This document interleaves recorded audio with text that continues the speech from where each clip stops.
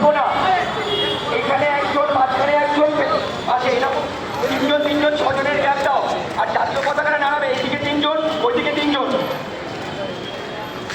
পাঁচটা জন, দিদি পাঁচটা জন থাকবে।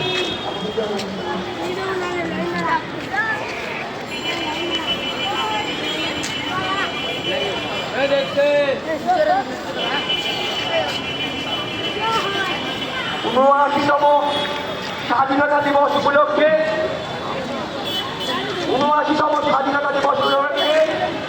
আর কিছুক্ষণের মধ্যে আমরা শুরু করছি আজকের আমাদের অনুষ্ঠান।